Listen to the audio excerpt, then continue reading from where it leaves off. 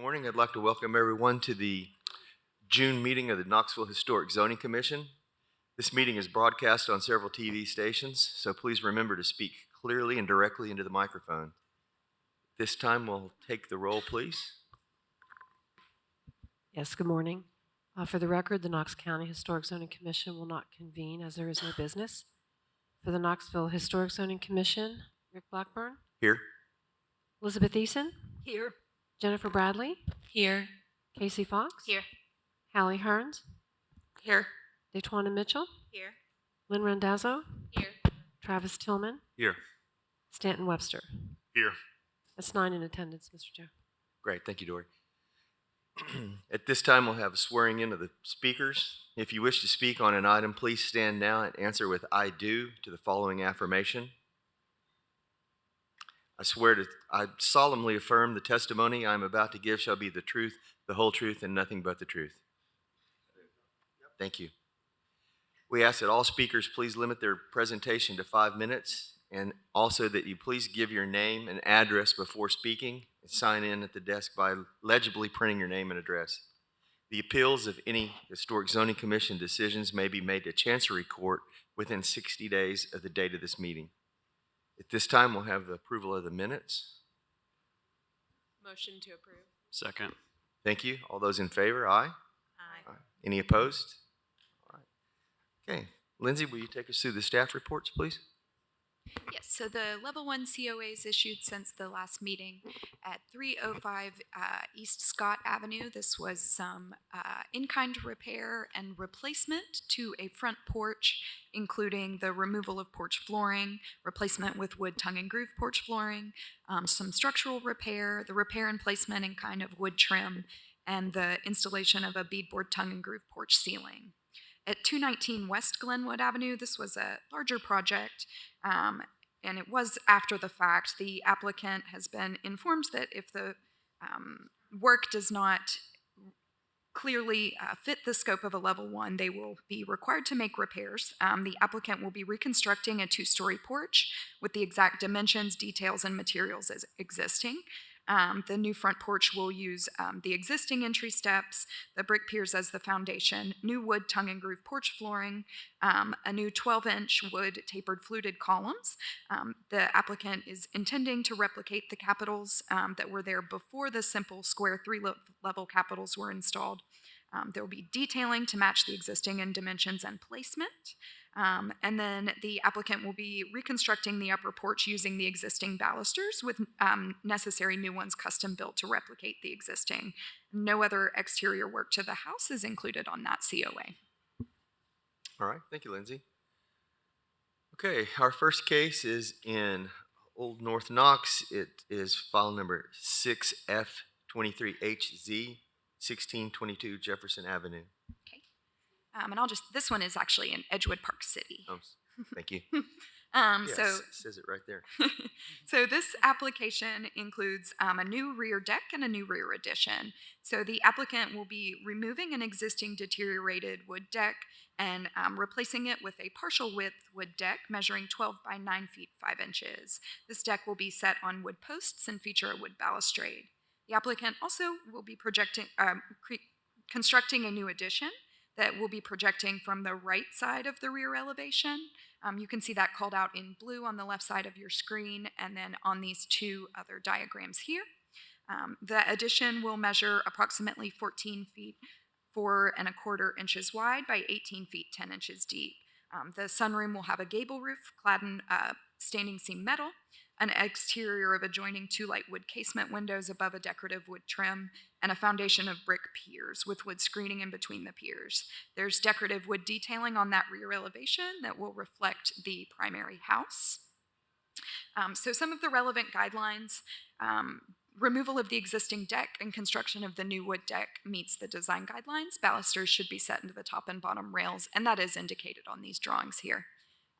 The addition is located at the rear of the building. It's smaller in height and massing than the primary house, and it's not visible from the street. The addition is differentiated from the primary house via the roof location, the roof pitch, and then also a small recession in the right side addition. You can see that on the image in the middle here. The window and roofing materials are compatible with the primary house, and then the wood detailing relates to the primary house and contributes visual interest. So staff's recommending approval of 6F23HC as submitted. Thank you, Lindsay. Is the applicant present? Would you like to speak? Can you mind to come up to the podium, please? We can't hear you. If you'll state your name and address, please. Lynn Sullivan, 1622 Jefferson Avenue, and I'm happy to answer any questions about the plans. Okay. Thank you, Lynn. Yeah. Is the neighborhood rep here? Would you like to speak, sir? Yes, I'm David Nix, 2413 East Fifth Avenue, represent the Park Ridge Community Organization. I'm familiar with this house, I'm familiar with the other addition or bathroom rebuild that was done to it, and I think this would be a good addition to this house. I think the way it's designed, that it doesn't always butt completely up against the house, kind of, you know, it doesn't have much disturbance to the original part of the house. There's nothing big going to be removed from the original part, you know, to change it. So we're kind of pleased. I think it'll make a good addition to the house and to the neighborhood. Okay, thank you. All right, at this time, I'll open the floor up. Questions from the board, commission? I had a question for the owner or applicant. I'm not sure if you're the homeowner or designer. The top right portion of the addition where the porch meets the kitchen, from the drawings, it looks like it's offset a few inches. I think that's a good detail. I think it would be ideal if the corner trim could be preserved. If not, it's not within the right-of-way visual view, but it would be good for the history of the home, so someone could look later and see that original corner detail. Right.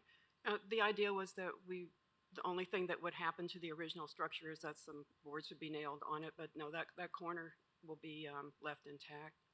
Awesome. Thank you. Okay. I would like to make a motion. Okay.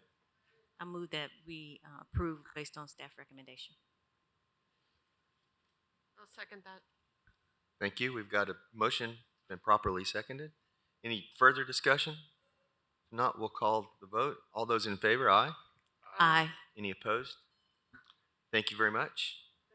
Thank you. Good luck. All right. Next case is in Old North Knoxville.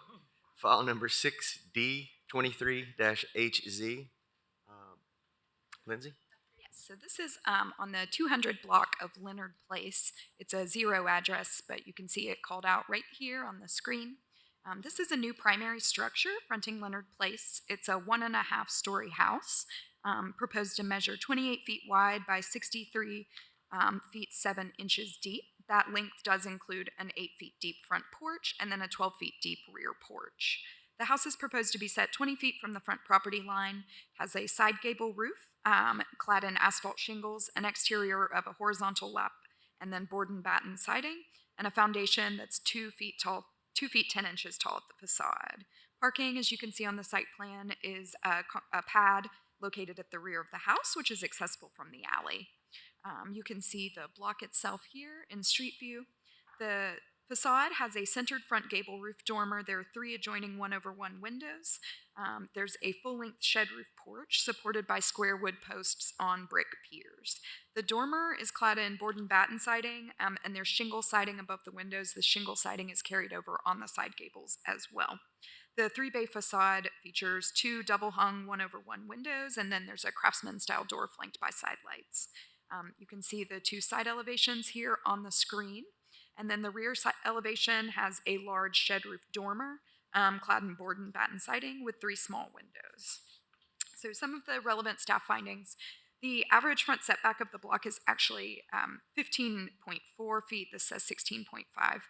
The house adjacent on the left is 20 feet with a full-length front porch at 10 feet from the property line, and the house to the right is 16 feet. So the house should be moved towards the front property line to align with the front setback pattern of the block.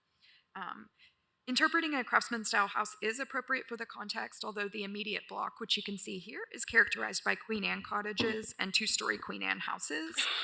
There are additional craftsman bungalows located on the 100 block of Leonard Place, which we've seen recently in previous reviews.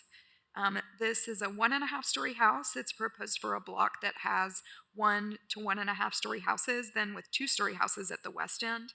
So the overall scale of the house is consistent with the dimensions of the lot. The applicant's not currently seeking any variances for building coverage, so they stay within that base zoning.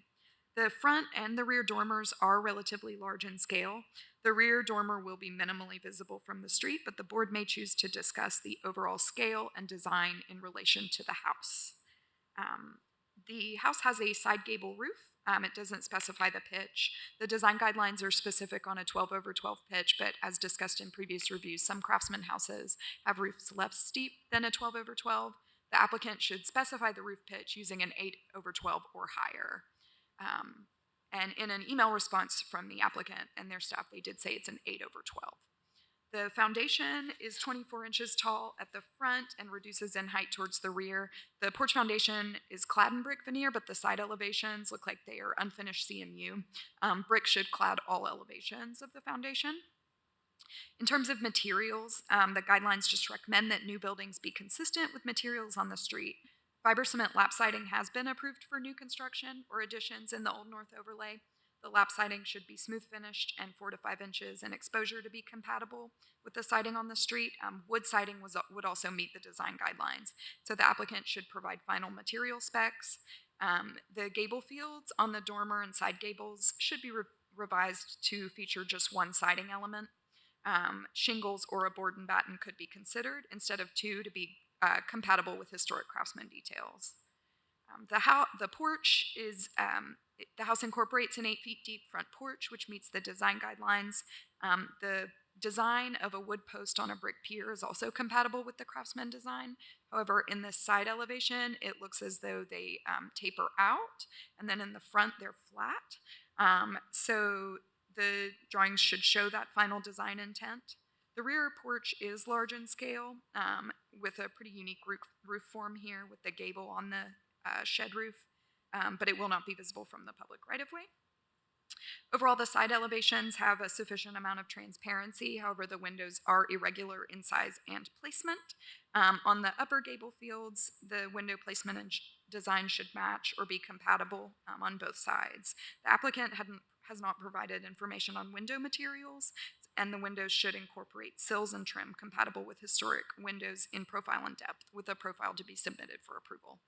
So the staff recommendation is to approve 6D23HC, subject to the conditions that the applicant revise the front setback, the site plan meet city engineering standards, the siding materials be wood or smooth finished fiber cement, the gables to be clad in wood shingles or board and batten, omitting that third siding design that you can see there. The side elevation windows be revised with drawings submitted to staff, all elevations of the foundation to be clad in brick, and then the final window specs should be submitted to staff for approval, including the trim and sills. Thank you, Lindsay. Is the applicant present? Eric Forstall, with Bold Design Services, and I'm on 1107 Lovell Road. I don't have any objections or any comments regarding the recommendations. As far as the material, everything will probably be CFB. It is a brick on the foundation. I just changed the scale just to make it look more architecturally pleasing, but it will all be brick. And yeah, I did notice the tapered columns. Thank you, Lindsay, and I will make those revisions later. And I don't have an objection about removing the third product as far as the shingles on either end or the front of the house. Okay, thank you, Mr. Forstall. Is the neighborhood rep here? Sean's joining us on Zoom.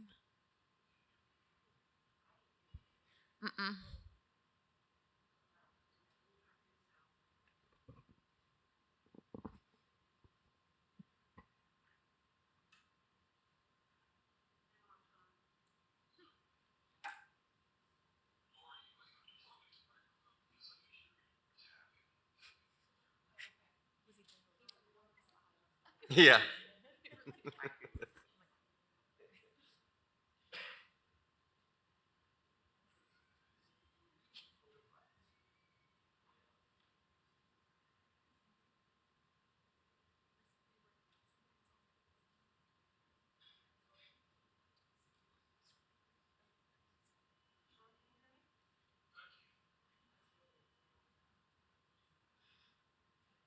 Dory, you want to just hold that up to the microphone?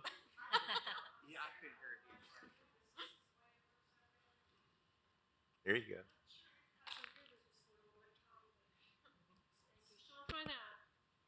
Okay, can everyone hear me? Can anyone hear me?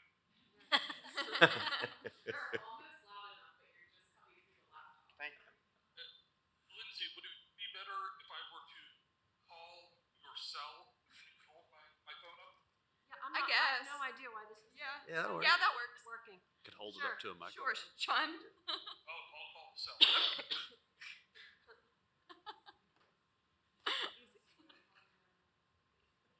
We're usually at the kids' table. That's why we don't know how to act in here.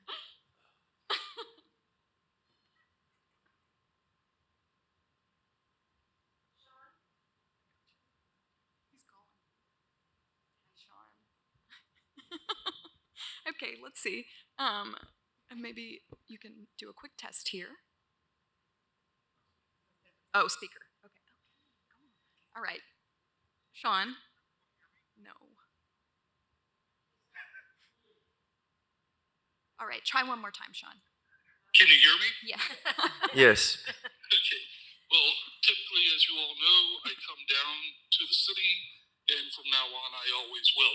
But Sean Boland, 115 East Scott Avenue, representing Old North Knoxville. We agree with everything that Lindsay says, except for one issue, and that is at the right-hand side of the property, towards the rear, we can see a jut out for the chimney. It's obviously a fireplace. The windows are on either side of it.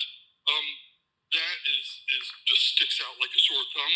We would like either one, a chimney be built on top of that, or two, they push the fireplace inside the house. We're fine with either option. Otherwise, we do want to say this is an exceptional infill house, much better than many of the designs we've seen before. So we want to compliment the builders and the owners for this proposal. Thank you, Sean. Mr. Forstall, any response? Can you repeat that? Because I could barely understand it from here. You couldn't understand it? Okay. Yeah, there's a lot of static on Okay, when Sean. you get to this point. Do you, Or I can come up and listen. We can summarize. yeah, do you want us to summarize, Jennifer? Please. Commissioner Bradley. He's having an issue with the chimney Summarize. that's on the right elevation because it only comes up to barely at the second story and then it's capped off, and he would prefer the chimney either to be moved inside the house or have that chimney be bricked and pop up. Have it what? Have the chimney be bricked and pop up over the the way up? roof line the way a traditional chimney typically does. Do you have Lindsay? Do you have the floor plan available? Yes. I'm always open to suggestions, but I had 30 projects going on. I can't remember every floor plan. Yeah, it's right off the family room on the Oh, right or east there you go. elevation. Which honestly, looking at the plans without looking at That could probably be brought inside the wall. I don't think that should be fine. I should be able to make that work. And if not, I can always just bring it straight up. Just looking at it, that should be fine. And I Okay. think that's what Sean I was believe Because Sean's comment. I if have it like was 16 feet at 16 by 14 in the family room. So bringing that inside, I don't see a bedroom up wall. That should not be an issue structurally. I could bring a header across that. Yeah, that should work. I believe Sean's comment was if it was to remain outside, that it should be bricked as well. Okay, that's fine. Either way, I can make that work. That shouldn't be a problem. Thank you. And I just add that if you didn't hear, Sean said that he thought this was a very good infill design, and the neighborhood was really happy to see it and wanted to I commend liked you. it too. I thank you. I drove around the neighborhood, and I like to go around the neighborhood a little bit and look at the variety of houses. I saw some craftsmen, as you mentioned. I saw some other styles, and I thought this was a good fit for that. So Okay. thank you. Thank you. All right, we'll open it up to discussion with commission. Comments, questions, concerns?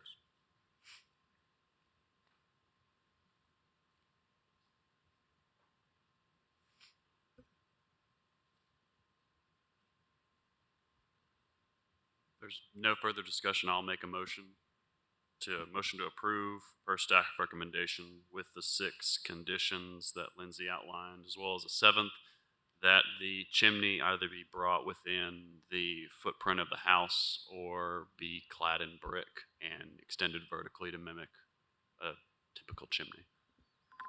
Actually, there were 7 conditions, so that would be the 8th. And if I could add one thing, if you go back up on that same page, number 8, it says the applicant should provide final material specifications.